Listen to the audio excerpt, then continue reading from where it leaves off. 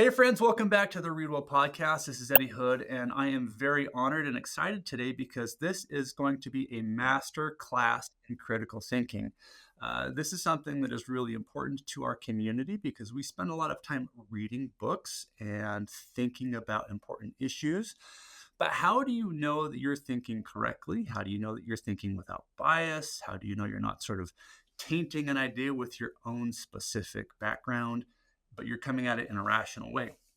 So I'm honored to introduce Dr. Michael Huemer to you. He is a modern day philosopher. He is an author, and he is a professor at University of Colorado Boulder, and is somebody I highly respect because of his approach to thinking.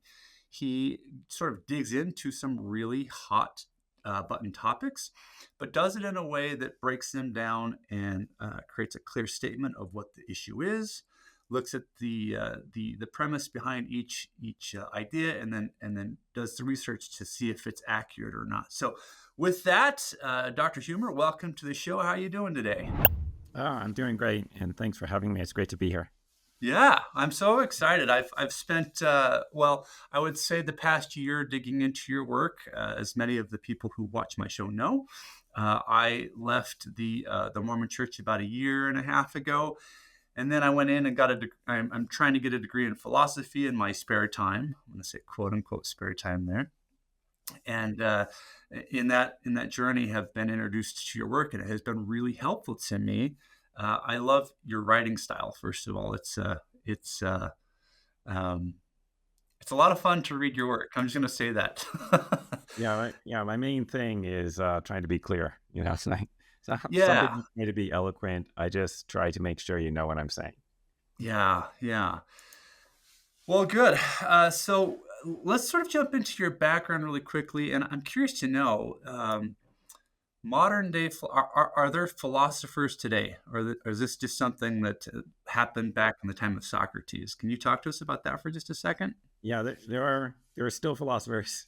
Like if somebody asks you what you do, and you're like, "Oh, I'm a professor." "Oh, what are you, professor of philosophy?" And then the next question is usually something like, "Oh, what's the meaning of life?" or "What is truth?" Right? Or it'll be, "Oh, who do you study?" Mm. Right? Philosophy today is just like studying other people, like talking about what other people said in the distant past, because that's when they do philosophy. No, actually, I don't study people, right? I study philosophy. Yeah, So I'm I'm studying the problems, right? Like, yeah, is there free will and whatever, and are there real moral values and things like that? this is I think the argument today is that philosophy might be not just as important, but maybe even more important today than it was in the past, because we're dealing with some pretty weighty stuff right now. And one of the things I want to talk about today is you've just put out a new book called Progressive Myths. There's a bunch of his books here. We're going to go through many of them today. But this one here, Progressive Myths, is really looking at some of the uh, big topics, big beliefs that are sort of moving through our culture, and how some of them are doing quite a bit of harm, actually. And so, what's a philosopher's job today? What's your role in writing all of this? I mean, I don't know about other philosophers, but like I'm on a mission to promote rationality. That's like what I hope I'm doing with my career. When I'm teaching and whatever, I'm giving lectures to the students, or like I'm having discussions with them, I'm trying to model rationality, and I'm hoping that they will pick it up. Just as we and so talk about an idea, and then I'll talk about the arguments, and this is how we examine it. It's like, is this premise true? What do you think? Like, what would people who disagree say about this? And I try to do this in my books, right? And like, you know what? Um, one of the ways that I'm trying to promote rationality is by making people aware of irrationality, aware of ways in which people are likely to go wrong. So that's interesting. I mean, I want to try to apply this to my own life because I'm not a philosopher. I'm just sort of fascinated by it. Who knows? Maybe one day I will be. But right now, I'm trying to get my feet wet, and I'm trying to study people of the past to figure out who thought what, right? And people contemporary thinking. But I went to lunch a few days ago with a friend, and he heard my story that I had left the Mormon church. And I get asked the same question by everybody that believes or that hears my story. And they say, well, do you even believe in God anymore? Like, what happened to you? And so that's a conversation where I'm looking at a friend, and I would like to figure out how to approach that rationally, like you just mentioned, rationality, versus getting emotional, because I think conversations like that can go south very quickly when we let our emotions take over and we start to defend our culture, our family, our way of thinking in the past. Our pride gets hurt. So can you talk to us real quick about even just rationality? What does that word mean? Well, there are different senses of rationality. So there's what they call instrumental rationality, which is basically you're choosing the correct means of pursuing your goals, whatever your goals are. You're doing the thing that makes sense if this is what you want and this is what you believe about how the world works. Okay, but what we're probably interested in now is what they call epistemic rationality, which is roughly speaking thinking in a truth-oriented manner. Right? There's the habits of thought that would result in your having beliefs that are more likely to be true. So, like not contradicting yourself, accepting valid arguments, not committing fallacies, and things like that. Right? Okay. So that's what I want to get into today, and so you specialize in epistemology, right? I mean that seems to be a major branch of thinking for you. Um, what's the so I love your definition of epistemology in your book, Understanding Knowledge. I just want to read this to everybody really quickly. This will also give everybody a sense of Dr. Huemer's writing style, which I think is a lot of fun.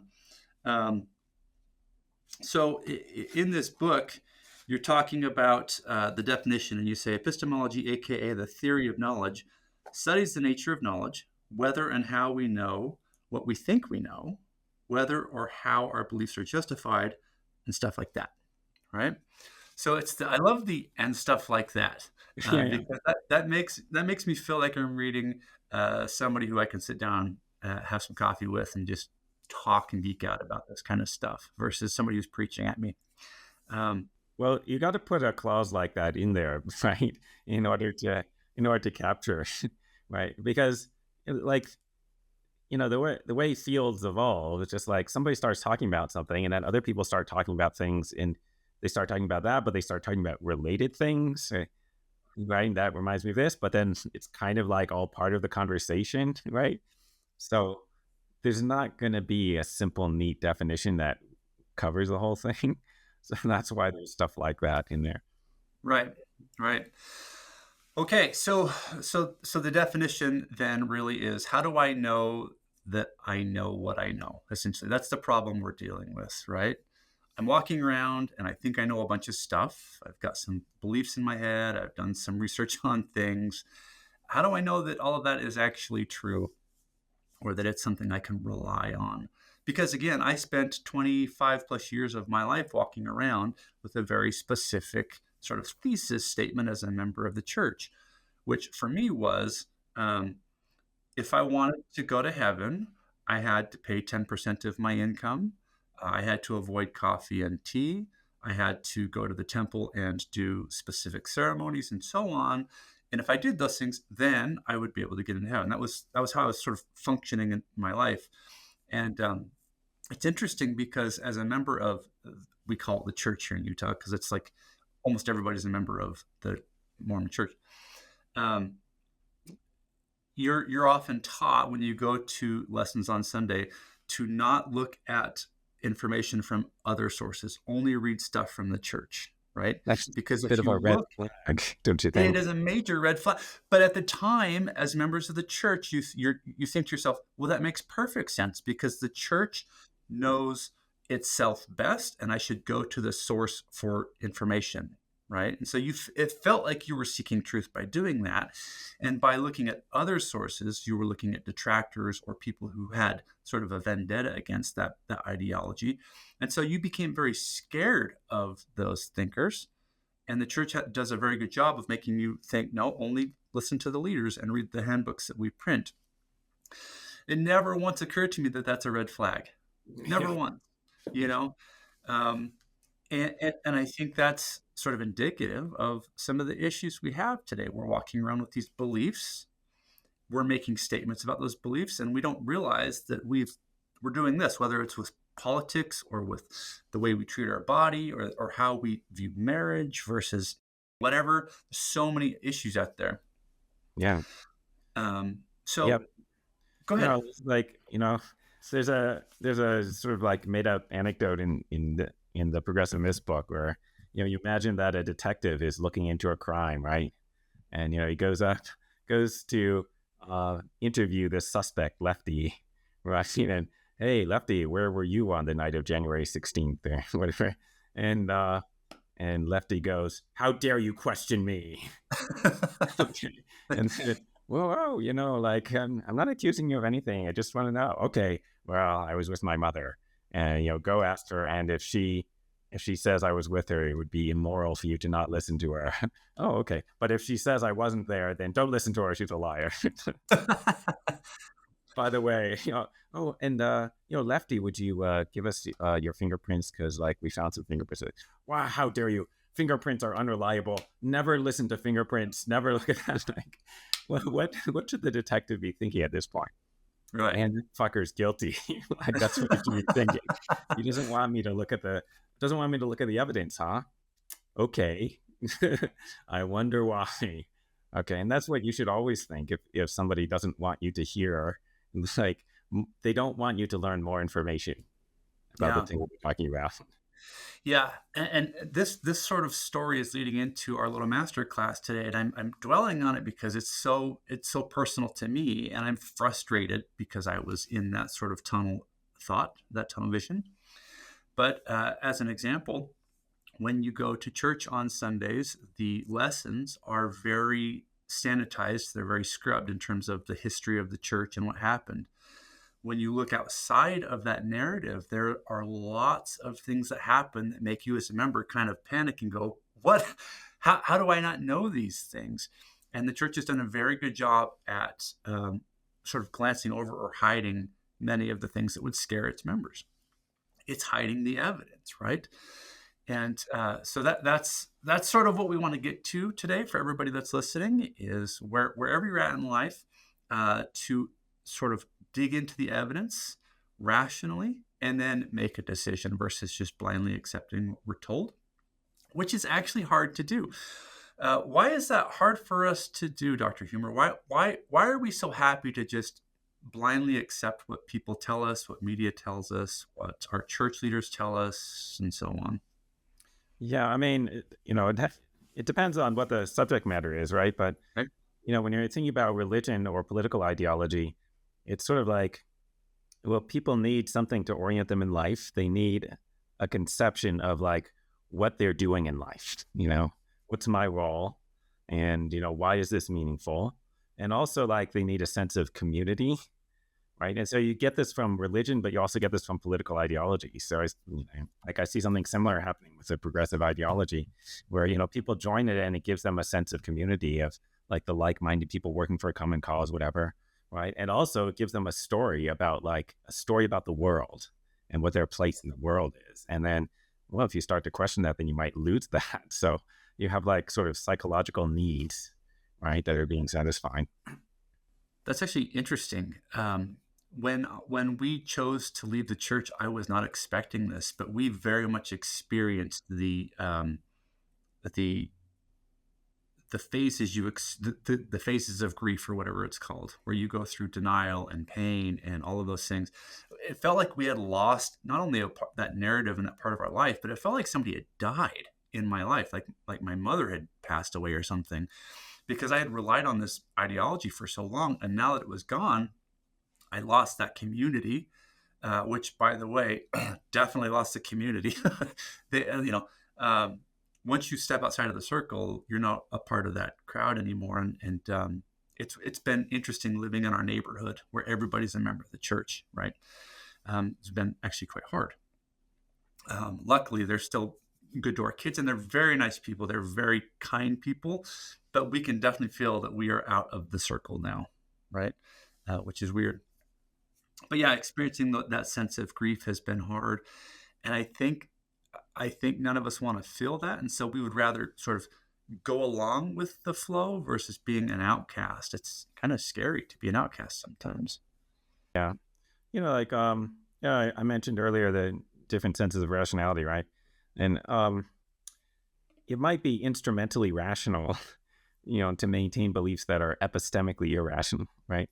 Meaning, and yeah, in other words, like, well, maybe you'll be happier and your desires will be better satisfied if you believe things that are not really supported by the evidence, right? So that's the ultimate explanation, right? So that, like, in a sense, you're being rational by, like, not listening to the evidence because it might make you unhappy and, like, cause you to lose your friends and family. So But you're talking about incentives now. yeah, Yeah. yeah, like you don't really have and like, especially with politics, you don't really have an incentive to try to find out what's objectively true, because, like, well, it could cause your friends to not like you if the truth happens to not be what your friends believe. And if it happens to not be what you wanted to believe, and you don't have any effect on policy, like neither of us is going to control the U.S. government, so neither of us is going to actually make the policy better or worse. So in a certain sense, it doesn't matter what we believe about it, right? Or, Right. like, it's extremely unlikely that we're going to affect the policy. So there's a tiny probability, right? Who So knows? This video could go viral and billions of people will watch it. It's gonna be great. So, yeah, right, yeah. There's a small chance, but all chance. that's still very small. So Yeah. Yeah. Well, so before we actually get into some examples, because I want to go through an example from beginning to end in progressive myths, and I also want to parallel that with my own life, because I'm being selfish today, everybody. I want to figure out my own thinking. That's why I'm here. But before we do that, we're all walking around with a sort of a baggage of beliefs or ideas or things we claim to be true. And in your book, Understanding Knowledge, you talk about something called Moore's paradox, which I just loved. Um, this idea that, well, actually, could you explain to us what Moore's paradox is and why that is so helpful? You talk about the concept of it's raining outside, but I don't believe it's raining. this was sort of like, a cute puzzle, from the British philosopher G.E. Moore from the early 20th century. Like, he was wondering why you can't say something like, so, imagine somebody says, oh, so what's the weather like outside? And you say, well, it's raining outside, but I don't believe that it is. Okay. And to be clear, what you mean is you literally do not believe that the thing that you just said is true. Like, you're attempting to assert that. And it sounds like something like a contradiction, but it's not a contradiction because it could be true. It could be Right. raining outside and you could fail to believe that it is. So why does it sound like a contradiction? Okay. And, whatever. So it's a minor puzzle and you think of some things, but basically G. Moore's explanation was, um, when you assert P, you're implying that you know P. And there's some kind of rule that you're not supposed to assert things that you don't know to be the case. Okay, so what you said, like you said, you didn't believe it, and that entails that you don't know it. And so what you said contradicts what you implied. Right. Okay. And that's supposed, so, I bring this up in the book because that's supposed to show the importance of the concept of knowledge. Every time you say anything, you're implicitly laying claim to knowledge. And that's why you can't say the thing and then deny that you know it. Okay. So there it is. So the example of the sentence, if you were to ask me what's the weather outside right now, and I said, well, it's raining, but I don't believe it's raining. So when I read that in your book at first, my brain went right. I had this moment of like it felt weird to read that sentence, and then you went on to explain why that felt weird, and hearing it probably feels weird as well. But when you say it's raining outside, what you're telling me and what Moore is saying is that by making that statement, I'm laying claim that I know it's raining outside. Yeah. But then when I follow up with, but I don't believe it's raining outside, that feels like a contradiction, but it's not because I could believe that even though I know it is. Well, you can't, let's see, you can't know that it's raining and fail to believe that it's raining. Right. Yeah. So there's like this smash of Right? idea. Knowledge entails at least believing something. Um, Yeah. and like, okay, you didn't say that you knew it was raining. You, you just said that it was raining, It was raining, right? But by saying it, you're implying that you know it, but and you then know that it. contradicts you're not believing. And by the Mhm. way, notice that you also can't say, "Well, it's raining outside, but I don't know if it is." And if you say it's raining outside, other people can say, "How do you know it? How do you know that it is?" And you can't go, "What? I never said I knew. Just said Right. that it was." Like, Right. So this all matters because every time we make a statement like it's raining outside, we're essentially claiming knowledge of something. yeah, We're claiming that we know something. And it could be anything from, um, today is a holiday to um, political party XYZ is right or wrong. Both of those statements would be me claiming to know something about those things. And that's challenging because knowledge to actually know something often how help me out with this like yeah. how do we know that we know something um, this is where evidence comes in and bias and all those things. Well, I mean, if you know something, then you have to at least believe it, and then Okay. you've got to have like some kind of justification for believing it, and it has to actually be the case, right? And like epistemologists don't agree on all of the conditions for knowledge, right? But those three are pretty widely held. Okay, so Yeah. when you ask somebody, "How do you know such and such?" Usually, what you have in mind is what's your justification, right? Because it's not going to be puzzling how you believe it or like how it could be true. Usually, it's not puzzling how it could be true, but the puzzle is like, yeah, what's your justification? So you got to give sort of like usually some kind of evidence or some kind of argument for believing the thing. And it's like, okay, like, you know, somebody says, well, Kamala Harris is the best candidate. We should all vote for her. You could say, well, how do you know that? And then I got to give you some arguments for that, right? Right. You've got to be pretty good arguments. Right. Okay, and so that brings us to the sort of the steps. So I would like to challenge everybody, and if you're listening live, feel free to use the chat button down below, and you can start amassing your questions, and I'll ask Dr. Huemer those as we go. But this is the perfect time to sort of step in and say, let's create sort of a step-by-step guide for thinking clearly for people who maybe aren't philosophers, who maybe don't have lots of time to read lots and lots of books, but they want to start thinking clearly for themselves. And what I would love to do is I guess what happens in my community, I get comments a lot from people who say, number one, not only am I having a hard time thinking clearly, but I'm having a hard time focusing. Like I can't even focus for 5 minutes because social media has trained me to sort of like just scroll and click and notifications. So people now are having not only a hard time going for long walks and thinking, but they can't even bring their brains together. There's a really great uh, passage in here that I want to read really fast. It says, I will not give a neutral presentation in the following chapters, but I do aim to give an objective presentation. I'm a philosopher, not a lawyer or a campaign manager. My task is not to replace left-wing propaganda with right-wing propaganda. My task is to replace propaganda with a fair and accurate account. So, how? Let's just start with how was it writing this book? I mean, were you nervous writing this book? Did you find it difficult to address some of these issues? Well, it was fun because I like writing, and these things they're kind of interesting to me. And and I don't get upset. So like sometimes it turns out that the truth isn't what you're expecting, but that's not upsetting to me. So I do have some concern that people are going to be mad, but it's like whatever. It's my job to tell the truth. I'm a philosopher, right? Like I said, like I'm not a lawyer, right? I'm a philosopher. Yeah. There's this thing in ancient Greece, there's this disagreement between Socrates and the sophists, right? Which you might think of as the philosophers versus the sophists.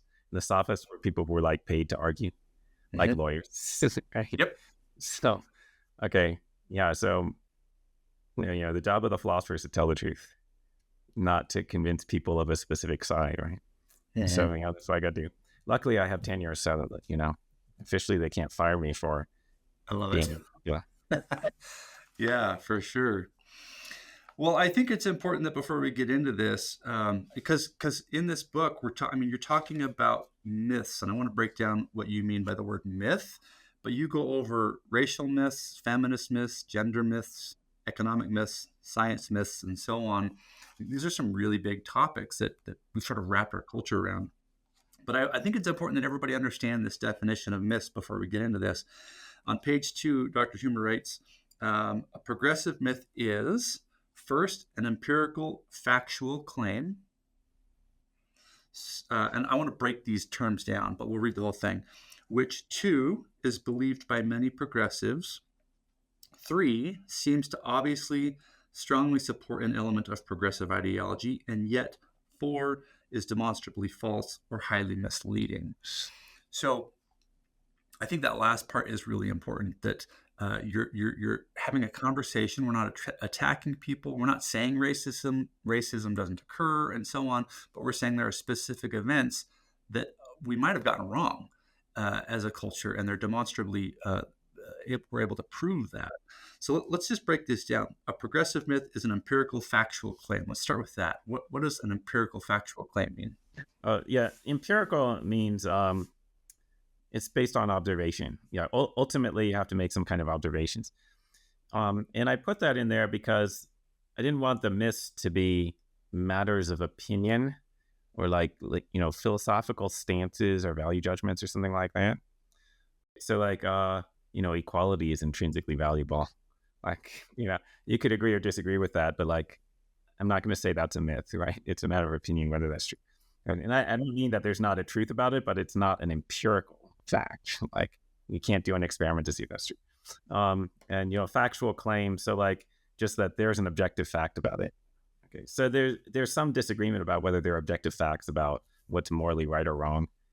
Right. But like, was Trayvon Martin murdered because of racism? So that's a factual claim. And so it's not a value judgment. There's an objective fact about that. Where does your philosophical views about other things are, right? And that based on observation, right? It's not right. Yeah, and it's not like it's not like some complicated, difficult theoretical thing, right? Because and why why this? Because like if I was dealing with like theoretical things or like things that are sort of like general value judgments or whatever, then well, it's hard to persuade people. And then like I could just go on for a while and then like people could just like resist everything that I say. And I wanted to say, no, look, there are specific factual claims that the progressives are getting wrong. And by the way, if they're getting like objective empirical facts wrong, you shouldn't trust them about the more difficult things. You shouldn't trust them about like complicated theoretical matters if they can't get like, objective matters of fact. Yeah, for sure. Okay, so then you say is believed by many progressives. Yeah. Now, what does that statement mean to you? Yeah, I mean, like I put that because, well, so some of these things, there were going to be things that, so they're going to be factual errors, but I anticipated somebody was going to say, oh, I don't believe that. No, nobody really believes that. So I have to give like quotations, and it's in each chapter. There's like quotations of people saying this. In some cases, there's like survey data. So like after the Trayvon Martin case, for example, there was like surveys of how many people thought that George Zimmerman was guilty. Right. And like it was a large number of people, and especially Black people. Yeah. Okay. So. Yeah. So this matters because in the book, you guys, what Dr. Huemer does is he writes out almost a thesis statement of he calls it a myth in each chapter, but here's the myth or the thesis statement. Here's what everybody is believing, and he's providing lots of quotes from U.S. presidents to organizations to news outlets. And then he goes on to say, and here's the reality. And then he's got a bunch of research to back up what actually happened, right or wrong. And one of the nice things about this book, I think oftentimes we get a little leery of writing like this because there are so many people writing in their basement. They're sitting in their underwear eating Cheetos and writing their opinions about everything. But in reality, this book has, I don't know how many references in the back, but there are just pages and pages and pages of reference material. 400. Yeah, over 400. Yeah. Cool. So this isn't Dr. Huemer just saying, I believe this and you should too. he's gone out and done quite a bit of research on every topic, and everything is linked. And then as a reader, I think it's our job to objectively consider that, consider the resources, and then make a decision, which is, I think, the process you're trying to take us through. Yeah. Let's get away from opinion. Let's look at the facts. Then let's make a decision. Yeah. Okay. Yeah. So an empirical factual claim, which is believed by many progressives, the next part says, it seems to obviously strongly support an element of progressive ideology, and yet is demonstrably false or highly misleading. So what does that section mean to you? Yeah. I mean, so, there'd be like, okay, what are the elements of progressive ideology? Well, they include things like, oh, racism is rampant in our society, Okay. and it's an oppressive patriarchy. And sometimes they think like, oh, we're destroying the planet, and like we're in danger of killing everybody because of our pollution and whatever destruction of the environment. So and these the myths, there'll be empirical claims that are supposed to be supporting that, right? So like the people who think that we're living in an oppressive patriarchy, then they'll try to give examples that support that, like, oh, did you know that women make whatever 76 cents for every dollar that men earn, or something like that. They're different numbers that they quote, and so then that's supposed to be due to sexism. That's what you're supposed to conclude, right? Right. But then like, actually, no, it's not, right? So like, we could just go through particular examples, right? But like in that case, well, it turns out that if you control for things like occupation, hours worked, years of experience, and things like that are obviously relevant to your pay, if you control for those things, the pay gap disappears. So then, so it's highly misleading, right? So like like the statistic isn't a lie, but it's super misleading, right? Because like in the end, there is no evidence of sexism. Sure. I think what's important is that anybody listening to this show immediately right now, ask yourself what you just felt when Dr. Huemer said that. Did you feel that he was sharing something factual, or did you feel that he's sharing something that's potentially biased? And I think it's important that if you decide to pick up Progressiveness and read it, to read the chapters where he presents the research on what he just shared, because we don't really have the space to go over all of the reference material here. But he's saying that from a position of research. So read those facts before you make a judgment as to whether he's right or wrong about the pay gap, and then decide after you've read it.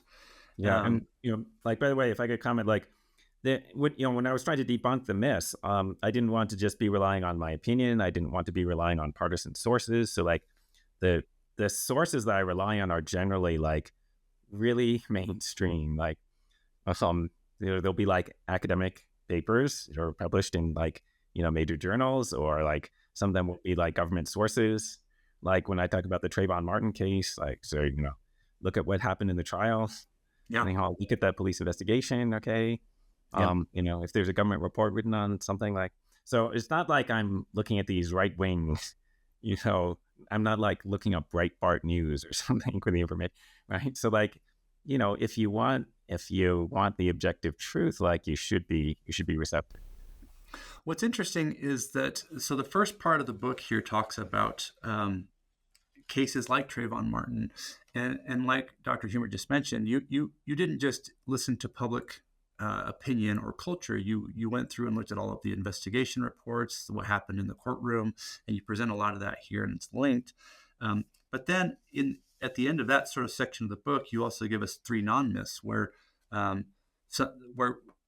issues did occur potentially due to race or inappropriate behavior or what have you. So you're not saying, look, racism doesn't occur, but at specific events, we really got it wrong.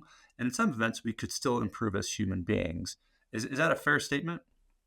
Yeah. I mean, so, the chapter 3 non-myths is about cases that I think what happened was in fact what most people believe happened. Okay. Yeah. So like the George Floyd case, I think that was in fact a murder.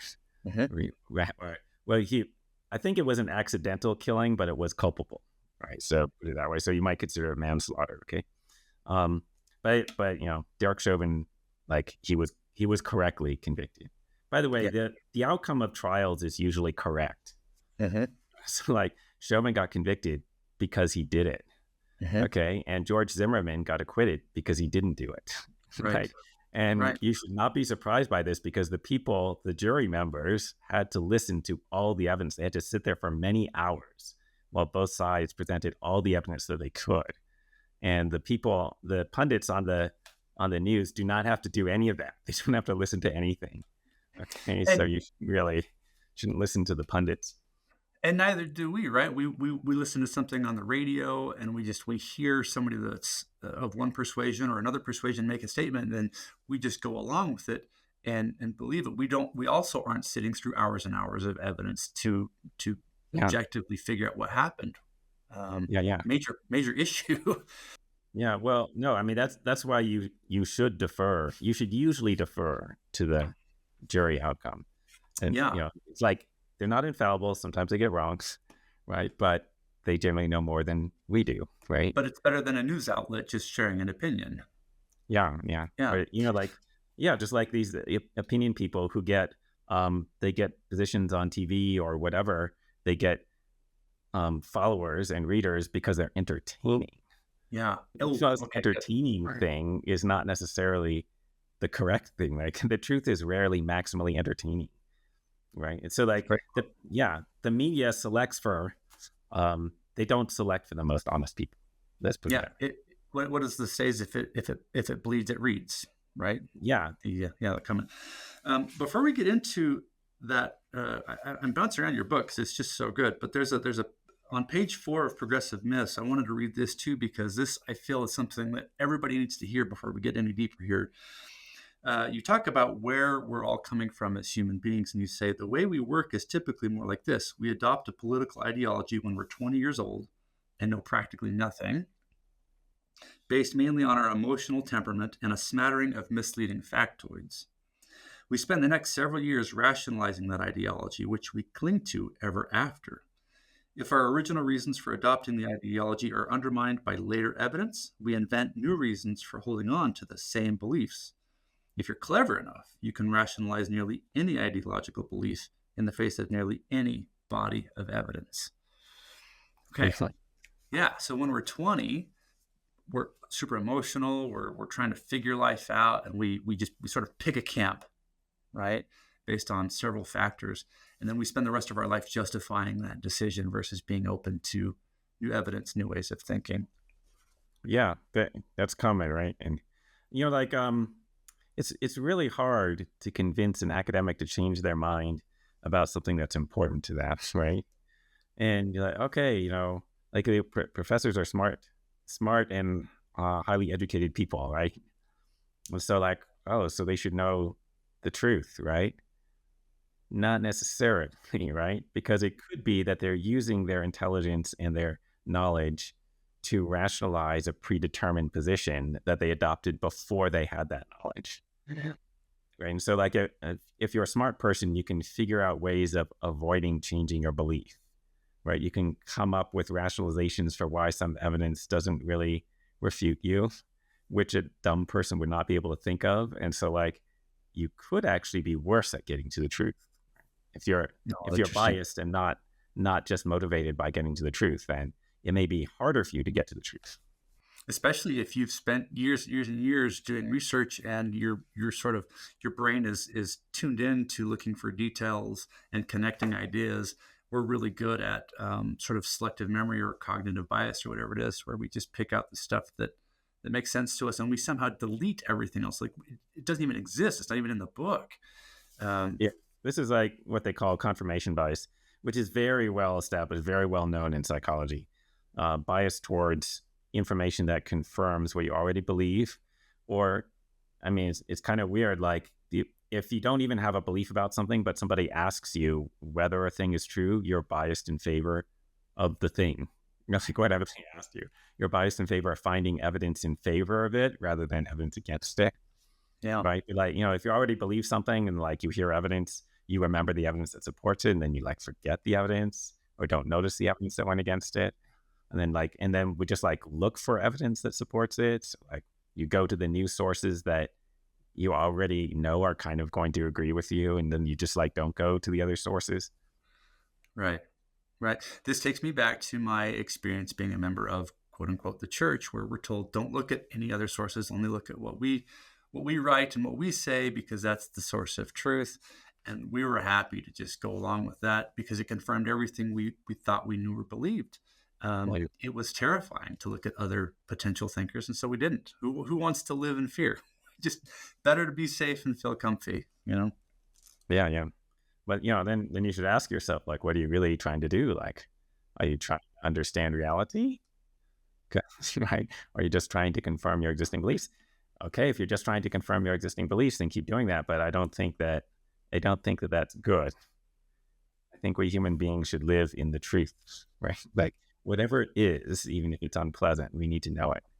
I had a conversation recently with a couple different people who are really sad for my soul.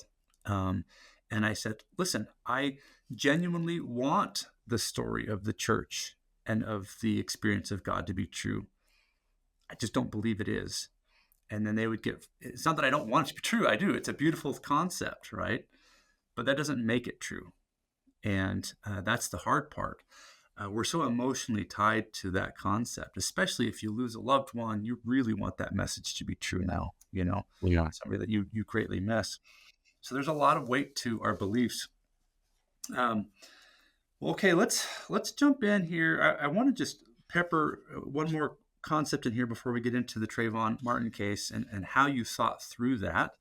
Um, so you go on to talk about several people who have been murdered by police, and you do this after the three non-myths. So after you talk about George Floyd and a few other people, where we actually got the myth right. This actually is what we considered. But then you mentioned people like Timothy Randall, Tyler Woodburn, Matthew Mitchell, John Boehmer, Richard Poland, and so on. There's a whole list of names here. And you say those are all just from the year 2022, again, talking about people that have been killed from the hands of police. But then you say, I bet you don't know any of those names. Why not? And it's because they're white. Those are the names of white people. And got to be honest, I had never heard of those names. Yeah. Yeah. Yeah. Why is Me neither, right? Uh, yeah. so there's like there's a database. There's this website, Mapping Police Violence or something like that, where you can get the database of like everyone that they could find who was killed by the police. So it might be incomplete. But and then and you can sort it. You get a spreadsheet. You could sort it by race. So and you can also sort it by year. So I did that for 2022 and white. And Yeah. got all those names, and Yeah. those were all unarmed people Yeah. killed by the police. Unarmed. Never heard of any. So Now, here's another challenge to anybody that's listening to this. You might think, well, okay, and Dr. Huemer and I have some cards playing against us already because we're two white guys talking about a very hot topic issue, and I appreciate and understand that. But let's think about this for just a minute. Why bring these names up? One, you might think that we're devaluing cases like Trayvon Martin and other people and different cultures. But in reality, it feels to me like what you're doing is trying to show us that the media that we see online is very selective of the stories we hear, and we're only being shown a small portion of it. And that can create a lot of anger and hate and frustration. Is that correct? yeah, look, I mean, yeah. So like, why am I so like trying to expose the myths about Trayvon Martin or Michael Brown or whatever? Just like, am I happy they were killed? No, like I don't No. want you to be killed unnecessarily, right? But there are more people who are being killed that we're not paying any attention to because they don't belong to the right race for the Right. media to care about them. If the media did care about those people, there would be more attention and maybe fewer people of other races would be killed, Yeah. right? And by the way, there is not a racial bias against Black people. There's no evidence of a racial bias among police homicides against Black people, right? There's, as a matter of fact, the opposite. The evidence indicates that they're biased against white people, right? Yeah. Or biased against shooting Black people. So, Yeah. And for anybody that's interested in that, if you read the book, there's plenty of data that's cited and sourced to those statistics. Before you make a judgment as to whether Dr. Huemer was right or wrong on that statement, go read the book, read the sources, and then make your decision. Try to not make that decision now based off of just your emotional appeal or your cultural background. And that's yeah. the hard part. We're all wired to just be like, oh, that's wrong. That's wrong. How dare Yeah. he say that? Well, Yeah, like, maybe, and you're maybe. like, yeah, it's not what I want to be true. It's just No. what the evidence indicates, right? Yeah. It's like, Yeah. look at the statistics, and these are not controversial statistics, right? They're the same statistics everyone is relying on, right? There Yeah. was also an academic experiment, right? So they did an experiment in a simulator where they have scenarios that would be the same scenario, but using a black actor or a white actor, and they tested that to see if the police would be quicker to shoot the black people, Mhm. and it turned out that they were quicker to shoot the white people. It's like, that's just what happened. And if it had gone the other way, people on the left would be trumpeting this as proof of the police racism. Mhm. But so we have to report it, regardless of which way the data goes. Yeah. Yeah. Again, going back to our concept of being in a jury where they're exposed to the evidence, we need to be more jury-like. We need to be willing to look at the evidence. Well, okay, let's dig into one of these myths here. Now, for anybody that's listening, I would encourage you to sort of curb any predefined biases, myths, whatever you have about the concept, and just listen to the conversation and then go get the book, read the report yourself, and see what you think. But I'm just picking up the first one here, the Trayvon Martin case. This is a very sensitive topic for a lot of people, which is why I want to talk about it, because I think it immediately creates emotion in people when they hear his name. Just like George Floyd, definitely creates an immediate sort of gut reaction on things. So, what you do is you start off. There's almost like a formula you're walking through, and the first step of your formula is to label out the myth. I also follow you on your Substack account, Fake News, which you should all go do, by the way. And in Fake News, you always do the same thing as well. You always say, "This is what I'm going to talk about." It's like a thesis statement at the very beginning. So can we start with that as this first step to critical thinking? Why do you always start with a thesis statement that's very clear, or even in this case, the myth, as you call it? Why? Because I like to communicate. Like, Okay. I want everybody to know what my point is. So it's going to come right at the beginning. And so one thing is, well, then you can decide if you want to read the rest of the article. Like, are you Yeah. interested in that thing that I'm saying? Yeah. Okay, but another thing is, like, well, sometimes with with some writers, sometimes you get to the end of the article and you don't know what their point was. Right. So let's have it right at the beginning, so that there won't be any confusion. Yeah. Is that how do we apply that to just general living? Because I mean, I write every day about not similar topics to you, but topics related to reading and literature and philosophy and stuff. But how do we do that in our own personal life? Let's say we just want to think clearly. Should we all be sitting down and trying to at least write out our thesis statement on something? So, for example, if I'm a member of the Mormon Church, I just kind of went along and the ideas were rattling around in my head, but I never sat down and thought on paper, what am I actually thinking here? Um, should we come up with our own statements? Well, I guess like the way in which things are presented when, like, you write an essay is different from what happens when you're thinking. Like, Okay. when you're thinking the thing through, you should not be starting with your thesis, right? Okay. So, like, I thought about the subject, and then I decided this was what I was going to argue. And sometimes when I'm writing the post, I change it. Okay. So it looks like I started out with this, and then now I'm going to prove it. But what happened was I thought it through, and then I modified what the thesis was so that it would match what was going to follow it, right? Which is what you should do. And you should be, So I guess the answer is no, you shouldn't start with a thesis statement. You should start with, I'm going to find out. Let's just gather the information and find out what's the case. Okay, so that's really good, because a lot of the times we would sit down and try to identify our belief first and then go confirm that. But what you're saying is, don't do that. Start with the subject and then go out and do some research before you sort of craft that thesis statement. Yeah. Right. And by the way, like, you may not even know what the alternatives are that have to be considered. Right. Because, like, okay, there's a subject matter that left and right wing people are debating about, and there's, like, the left wing position and the right wing position. You might think, oh, I'm going to figure out who's right. But as a matter of fact, maybe they're both wrong, which is Okay. very common. So, Okay. so the question isn't even who's right. Just, like, forget the bullshit that the extremists are saying and the partisans are saying on the other side.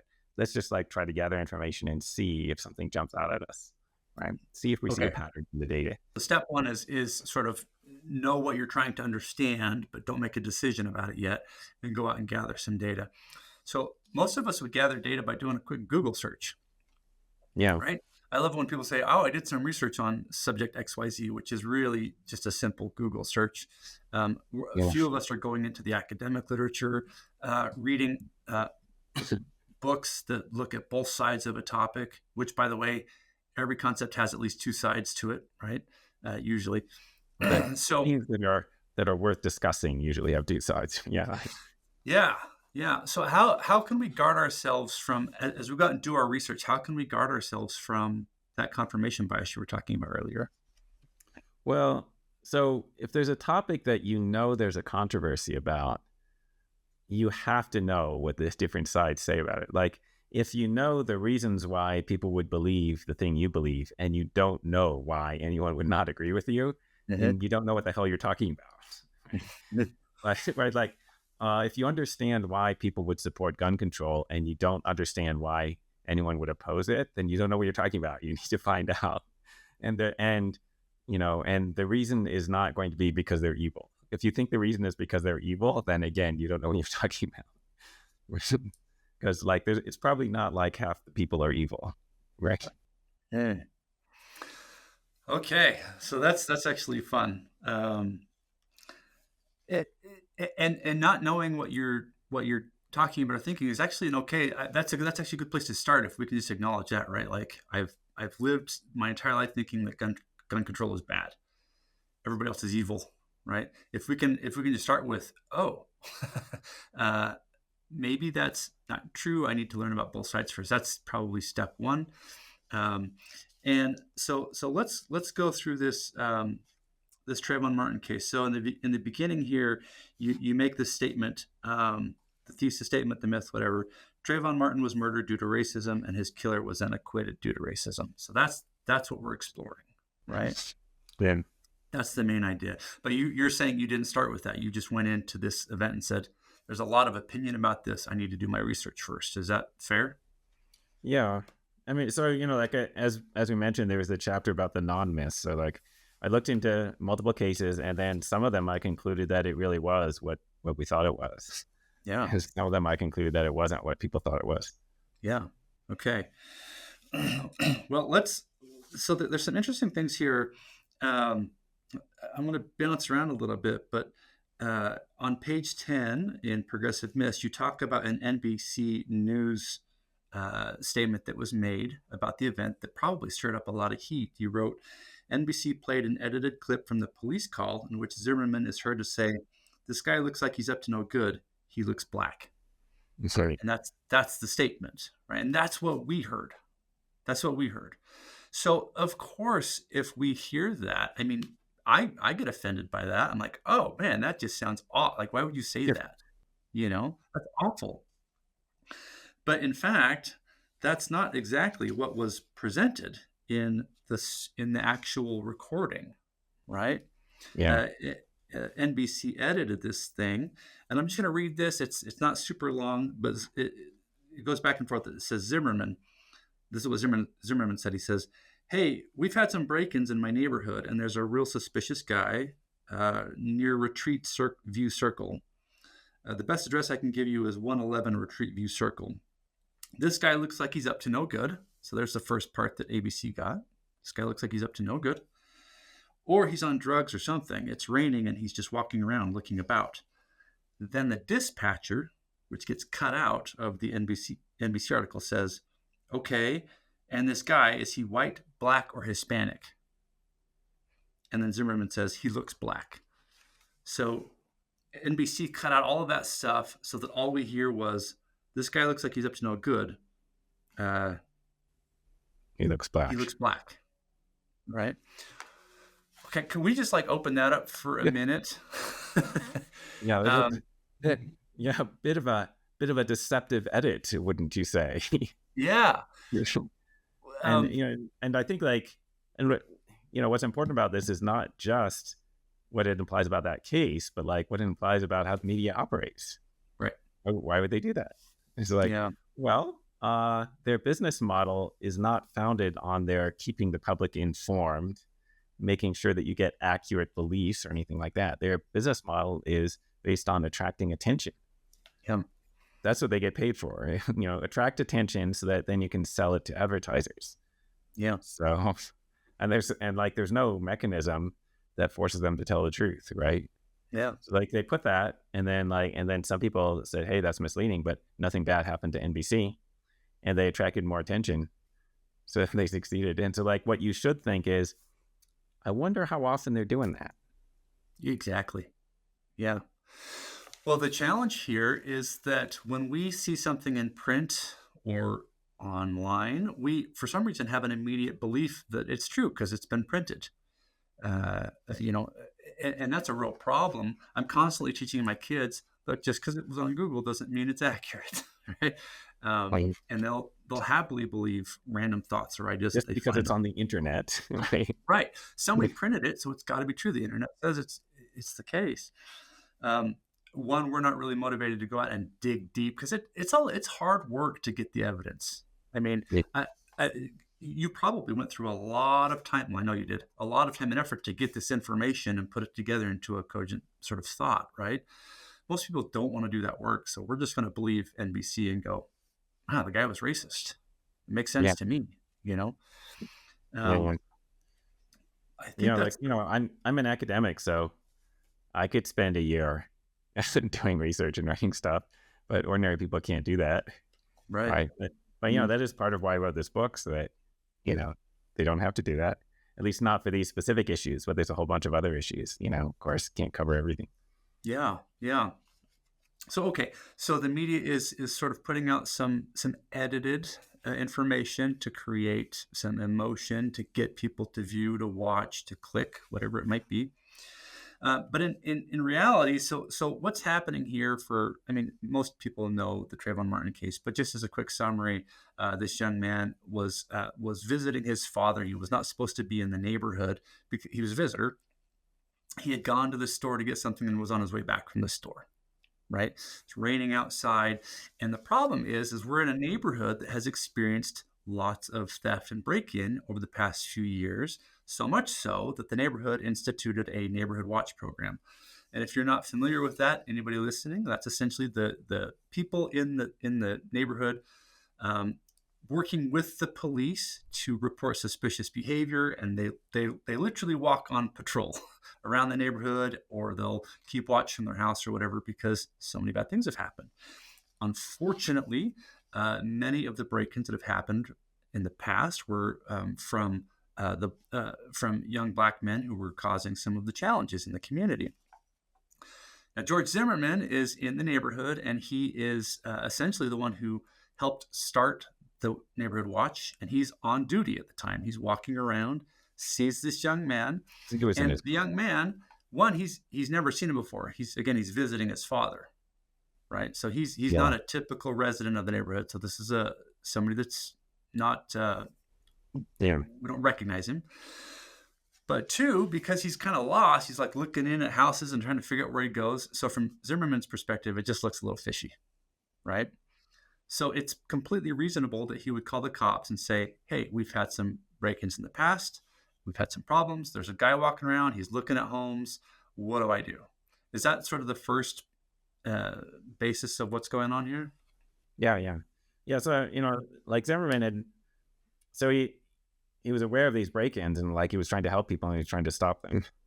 And he was mad that the criminals were getting away, right? Yeah. He sees Trayvon Martin. He thinks this might be one of these criminals. Yeah. And he decides to follow him so that he doesn't get away. Yeah.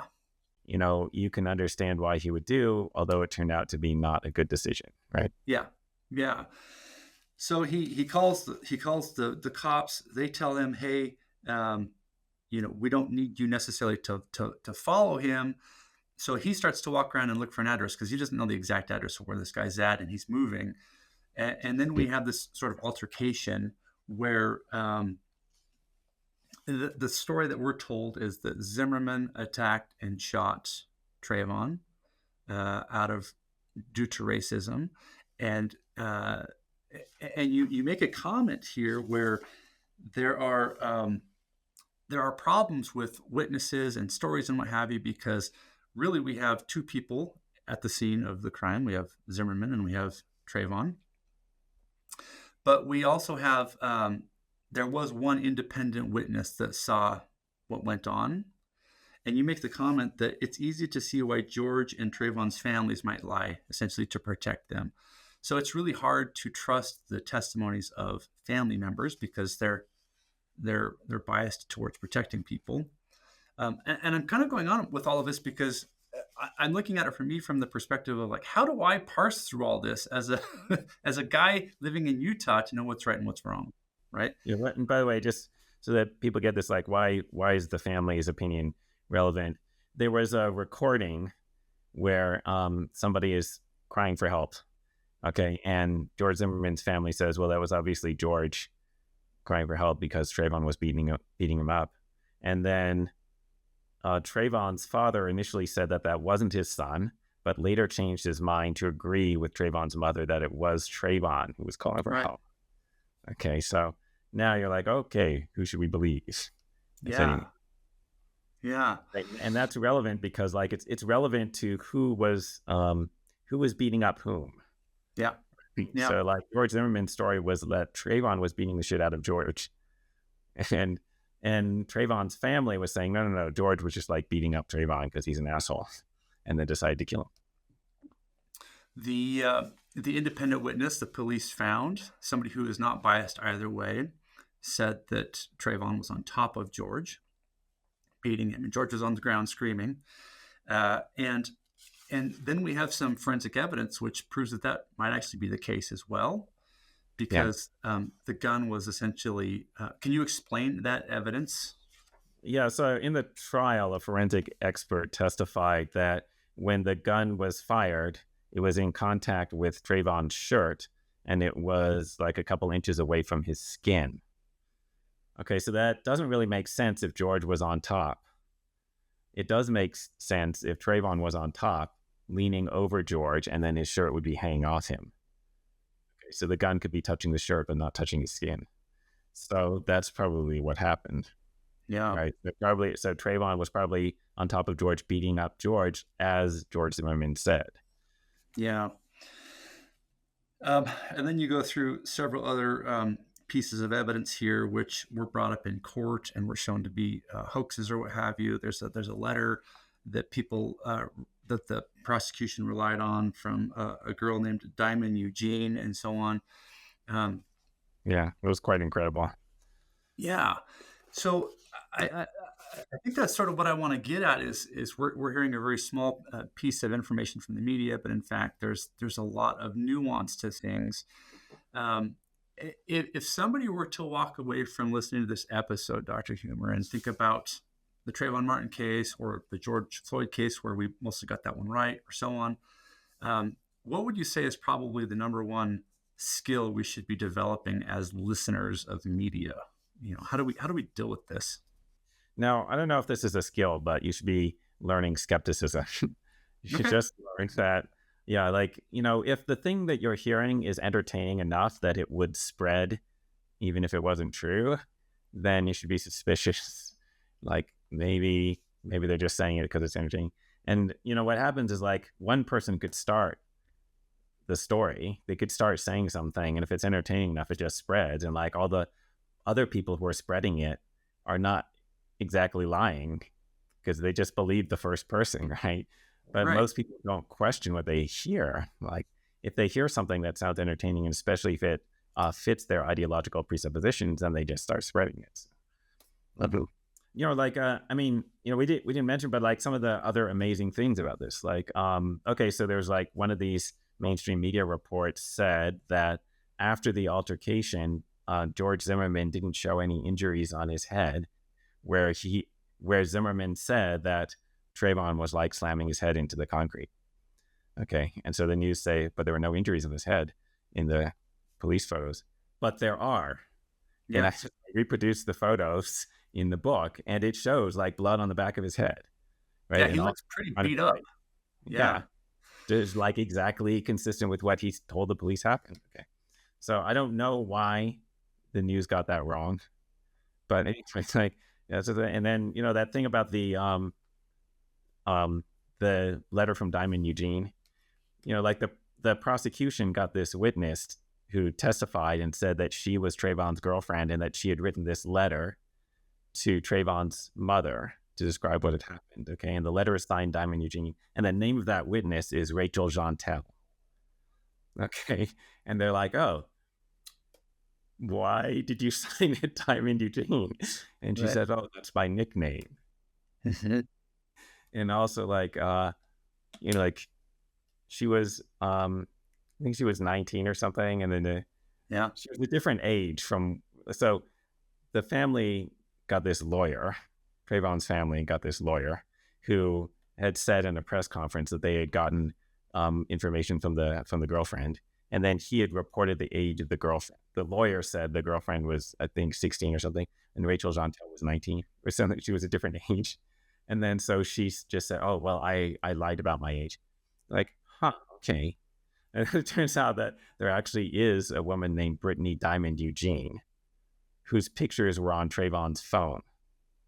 So that was the person who wrote the letter, not this person who testified in the court. Okay, so and it's just remarkable that somebody could have such a blatant fraud, apparent fraud, and the media doesn't notice this. Okay, so media people report on the trial and they report on the testimony. Like a couple of sources I found had pictures of this letter, and they had the signature redacted, and they don't Wow. mention that the signature doesn't match the Wow. name of the actual witness who said that she wrote it. Okay. Also, by the way, this witness during the trial, the defense attorney is like, "Could you read this letter?" And she says she can't read it. Because in cursive. She can't read cursive. Like, Yeah. oh, well, how did you write it? Well, I got a friend to write this letter for me. It's Yeah. like, come on, man. Yeah. Right. But, but the remarkable thing is the media don't tell you anything about this. They Mhm. report on it, but they just, they just forget the obvious suspicious things about this. Okay, so this matters because this letter was a key piece of evidence in the prosecution against Zimmerman to state that he had done uh, acted unjustly, but we can't really trust that piece of evidence because the person who was claiming to have written it was proven she didn't actually write it, and so how can you trust evidence when it's been sort of Yeah. redirected or changed or what have you? Oh yeah, Right? yeah. Just to clarify, the letter, it describes, Diamond Eugene hearing whatever, talking to Trayvon on the phone, but it doesn't contain evidence that's particularly incriminating. So it doesn't indicate whether Trayvon was beating up George or vice versa. Okay. So the prosecution relied on Rachel Jeantel's verbal testimony in court Right. that, whatever she heard Trayvon saying, "Get off of me," or something like that. Okay. But that testimony is only valid if she was actually the person that he was talking to on the phone. If Right. she was actually the girlfriend. And it's pretty clear that she wasn't. Now let's go back to the statement that you made earlier. It's not that we want or would promote that these bad things happen. It's unfortunate that they did. So nobody wanted this to happen to Trayvon or to George or what have you. We're not trying to make this a statement about race or people. We're trying to make this a statement about fact and evidence. And there's a part in this write-up where you talk about how even the police were not willing to convict Zimmerman because they couldn't find any evidence. A lot of people Yeah. had an issue with that. They felt that they were being racist, and the police. I think the deputy or the chief actually lost his job because he's like, I can't, I Yeah. can't arrest this guy. It's illegal. There's no evidence. Um, Yeah.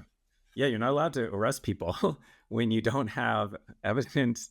You don't have probable cause, right? Which yeah, so particular amount of evidence that they committed the crime. And the police chief yeah, and the mayor was like, "Oh, you got to arrest this guy." And the chief was like, "No, I'm not allowed to do that." And then he got yeah, fired. yeah. You actually start the this write up by I think this is important. You say, "Let me start with a trivial observation that nonetheless appears to be necessary. The guilt or innocence of George Zimmerman depends on the particular factual details of the case. It cannot be determined based on the races of the two parties involved, nor can it be determined based on your political affiliation." Right. Yeah. So, That hey, seems obvious. yeah. Well, it does seem obvious that he's either guilty or he's not based off of fact and evidence, not race, not political ideation. Even though that is obvious, it's really hard to ignore, for whatever reason, race and political ideation, right? It's like that stuff just like boils in us. And so it takes a lot of effort to sort of recognize that and just stick with the facts. Right. Okay, so any last thoughts on that case before we move on to the next concept here? Yeah, just like the lesson, like I think the main lesson is, well, you can't really trust media and activist reports, right? And that is not an isolated incident, right? There are many cases in which the stuff that they're saying, and like political activists might be like the least honest and least reliable sources of information. Okay, For sure. so keep that in mind. Like you might not be convinced of that from this case alone, but if you go through the book, there are many cases, right, where Yeah. what you heard was not reliable. Yeah, and I would encourage you guys to check out progressive myths. Like Dr. Huemer said, there are many cases across many different concepts, and just try to read them with an open mind and look at the evidence and see what you think. Let's say I know that life is short, because it is, Well, and I'm already 44, and I want to make sure that I'm thinking for myself and thinking clearly. yeah, Um, how can I make sure that I don't get sort of um, swayed by other communities, other groups, without thinking for myself? That's a really bad question, but I don't know well, how yeah. to I mean, answer. the first thing is actually just to care about what you just asked, right? Like, if right, because the people who are being whatever brainwashed or something are people who are, I think, they're people who are not thinking about how to avoid being brainwashed. That's why it's happening to them. Oh, that's a good So statement. yeah, so like if you hear somebody telling you a thing and you're even just taking the step of asking yourself, I wonder if that's trustworthy, then like that that's a good way of avoiding being a sucker, right? And that's right. And so what you should do, like, okay, so first of all, if somebody's telling you something that fits a particular political ideology really well, right? Like if you can clearly identify whether this is a left wing or a right wing idea, and like only people on one side would be promoting this fact, then you should immediately wonder, right? That doesn't prove that it's biased, but you should wonder if it is. And then you should try to hear what the other side would say, right? Or what people who don't share that ideological orientation say. And how do you do that? Well, you got to look it up, right? Like you got to, if it's like a left wing idea, you got to find at least one conservative who says something about that, right? Um, okay, but also, by the way, like my point in writing the progressive myths is not, oh, the right is always correct, because they're not. Like they have bullshit too. Like every ideology has bullshit factoids that are supposed to support it. Okay, so if you're a conservative, you should also think like when you're watching the stories on Fox News that seem to show something really outrageous that the left is doing, you should ask yourself, is it really like that? Is that really what happened? And just see what somebody who's not on the right would say about it. Mhm. Yeah. Have you ever seen the movie The Truman Show? No, I think I just Yeah. saw excerpts from it.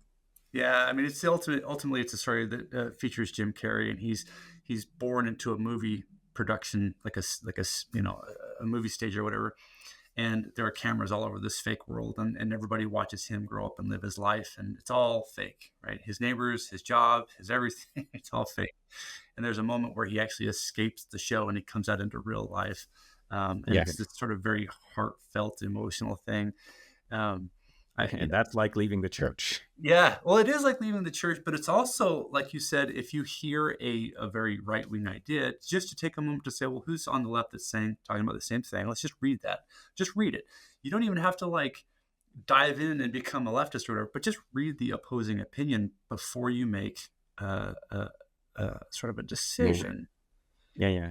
Oh, by the Yeah. way, like I had like a list of some tips about identifying people who are reliable, right? And I'm not going to be able to for all of them, but like some of them are, you know, um, honest people don't always tell you what you want to hear. Yeah. Like if there's a particular source and like they're always or almost always telling you things that you like, they're probably lying It's because reality probably is that way, right? Reality is not attuned to your desires. So honest and reliable sources will sometimes tell you things that you don't like.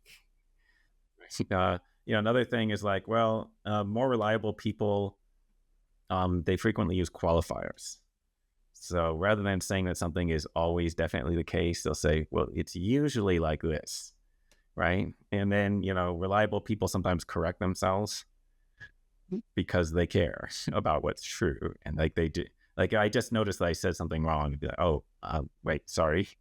I can correct that. If somebody never corrects themselves, it could be that they never make a mistake, or it could be that they don't care if what they said was true, right?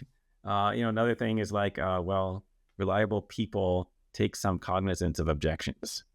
Like, they will in some way recognize that some people disagree with what they said, and they will say something about what the opposition says. Like I said X. By the way, some people say that's wrong because of this, and let me explain why I don't agree with that. Okay. And if you don't consider objections at all, then it could be that you're not aware of the objections, which means that you didn't do enough research, or it could be that you don't care, which means that you're probably not very reliable at finding the truth. Yeah. Uh, I, I think about the people in my life who have been the most that I trust and that I know I can go to for clear thinking. My wife is actually one of those because she will directly tell me sometimes things that I don't want to hear, but whenever I step back, she's always so she's trying to she's never trying to persuade me into a specific way of thinking. She's always trying to sort of um, get rid of the the presentation. I think that's maybe the way to say that. She's trying to move away from like painting things to be a certain way.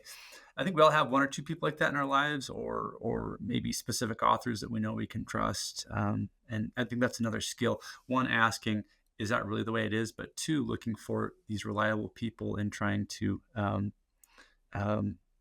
trying to emulate them a little bit. But even reliable people can be swayed. True, they can be biased, and they can be. I mean, Yeah. how do we protect ourselves against somebody who has been reliable up to a specific point, but then all of a sudden we're on a topic that they care passionately about and they want to defend whether it's right or wrong. Yeah. I mean, like another key is like whether you're getting emotional or whether the person you're listening to is getting emotional. Oh, very good. Okay, now like it could be totally appropriate to be emotional. Like maybe you're talking about something that's really important and like something really horrible is happening, so you're getting emotional about it. That makes sense. It's not that you're wrong, Right. but that could bias your judgment, right? And so yeah, so like like if you see if the person that you're listening to is getting into the rhetoric or something like that, I take that. Yeah. But I think the main thing is getting a variety of sources. So like if the person you're listening to is very wrong about something, there probably are other people who are also reliable who know why that's wrong. Yeah. I had like a thing where like on my blog I posted about the book to promote it. And like I mentioned um a news story that's not in the book, but that I had just recently heard on the internet. And it's a story about how like these whatever like Fortune 400 companies or something, a bunch of these big companies, they'd made a certain number of hires and they were almost all people of color. It was like something like only 8% of them were white over the course of a particular year, if it was 2021 or something like that. So it was like, wow, that's amazing. And I found that's like so wrong and illegal. Okay. And then actually a couple of my readers said, Mike, I don't think that that's exactly what happened. So it turned out that wasn't exactly what happened. So like I had to post a correction there. Yeah. And that was just that was like an experience to show that like, no, we all make mistakes, I guess. And like, when you hear something that really supports your side, man, I should have been more suspicious. Right. But like the story, like it was on Bloomberg News, which is not a right-wing source. So Sure. I thought you could trust that, right? But what actually happened was they don't know how many people were hired. What they know is the change in the total number of people, right? So like some people leave and other people are hired. They knew the increase in employees. Okay. And then, so there, right. So it was like the percentage of the increase that was people of color or something. Right. But if there were initially almost all white people and then a bunch of white people left and then black people, that could lead to this Sure. statistic. Anyway. So I'm curious really quickly. You do a lot of writing. You mentioned you like to communicate and you write a lot on fake news, your Substack account, and obviously lots of books and what have you. Can you walk me through really quickly the value of writing? How does that actually help lead you to Yeah. um, truth, knowledge, whatever it might be, versus just keeping it in your head? Well, I mean, you know, writing can help you, um, kind of help you figure out what you think. And also kind of, it can make you realize when you don't know or you don't understand something. Like, um, this happened one time. Like I was writing stuff for students. So I was teaching logic and I was writing up an explanation of Gödel's theorem. Mhm. And I thought that I understood it. I thought that I understood the proof. And then it was when I had to explain it that I realized that I had gotten it wrong. So like that often happens when you're trying to explain a thing to other people. That's when you know if you really understood it, right? Is it like you just have the feeling that you understand the whole thing, but you have to actually put it out, then you have to really understand it. Yeah, I love that. So You- I think that if we go back to the Trayvon Martin case, which we've been talking about today, that's up here for 99.99% of the people, right? The feeling that we understand what happened. Very few people have sat down and written about it and sort of clarified their thoughts about it. I'm guessing. I don't know. Um, but that act of doing so, if you were to sit down and write, here's what happened and here's why I believe that, um, that would probably get us much further along in realizing, oh, I don't really know why this case angers me. I should probably go research that, because if I have to write an essay on it, I'm going to need some sources, I'm going to need some evidence, and so on. Yeah, yeah, Writing seems to pull us out of emotion a little bit. I don't know. yeah. There's like this sort of academic discipline, right? Like, so the, it's partly the style and it's partly the sort of norms of evidence of the academy. Now, this is Right. not to say that academic people are not biased because there's a bunch of kind of like bullshit in the academy, Absolutely. okay? But, traditionally what you're supposed to do, and if you're a philosopher or social scientist, there's you're supposed to write in this sort of dispassionate tone, and that makes it boring, Mhm. but that also reduces your emotions. Like, because you have to write like you're not emotional, you have to calm yourself down.